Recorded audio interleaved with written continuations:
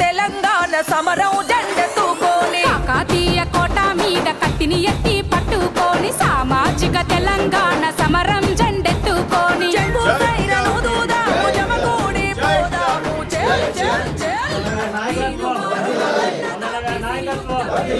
జై మల్లన్న జై మల్లన్న జై టిఆర్పి జై టిఆర్పి ముస్లింలట ఈడబ్ల్యూఎస్ కోటాలో తీసుకుంటారట, బీసీఏలో తీసుకుంటారట, బీసీబీలో తీసుకుంటారు, బీసీఈలో తీసుకుంటారు అని చెప్తా ఉన్నారు.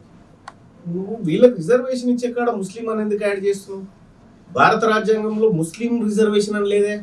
మరి హిందువులు ఈడబ్ల్యూఎస్ లో ఉన్నారు, హిందువులు బీసీఏలో ఉన్నారు, బీసీబీలో ఉన్నారు, బీసీడీలో ఉన్నారు, హిందువులు ఎస్సీలో ఉన్నారు, ఎస్టీలో ఉన్నారు.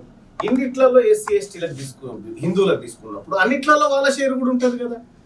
అంటే మన మధ్యలో పంచాయతీ పెట్టడానికి, మత రాజకీయాలు చేయడానికి భారతీయ జనతా పార్టీ కొత్త దుకాణం స్టార్ట్ చేసింది. దాన్ని మనం ఖండించాలి. రిజర్వేషన్ అనేది మతాల పరంగా ఉండదు, వెనకబాటుతనం ఆధారంగానే ఉంటుంది. ఈ దేశంలో 2005లో Manmohan Singh government, UPA 1 government Sachar కమిటీని వేసింది. సచార్ కమిటీ రిపోర్ట్లో ఏముంది తెలుసా? ఈ దేశంలో దళితుల కంటే ఎక్కువగా ముస్లింలు వెనుకబడి ఉన్నారని చెప్పి. ఇది మన సొంత కవిత్వం కాదు, సచార్ కమిటీ రిపోర్ట్ ఇది. ఆ సచార్ కమిటీ ఇచ్చిన రిపోర్ట్ను, నివేదికను ఇంప్లిమెంట్ చేయమంటే దాంట్లో 10% కూడా ఇంప్లిమెంట్ చేయలేదు ఇప్పటికీ. ఆ నివేదిక ఆడ బాధేసింది. పైపెచ్చు అది అట్లా ఉంటే దేశంలో మండల్ కమిషన్ నివేదిక ఆధారంగా 52% బీసీలు ఉన్నారు దేశవ్యాప్తంగా. ఓ రాష్ట్రంలో ఎక్కువ ఉన్నారు, ఓ రాష్ట్రంలో తక్కువ ఉన్నారు, ఓ రాష్ట్రంలో ఓసీలు ఎక్కువ ఉన్నారు, ఓ రాష్ట్రంలో ఎస్టీలు ఎక్కువ ఉన్నారు, ఎస్సీలు ఎక్కువ ఉన్నారు, మన తాను బీసీ.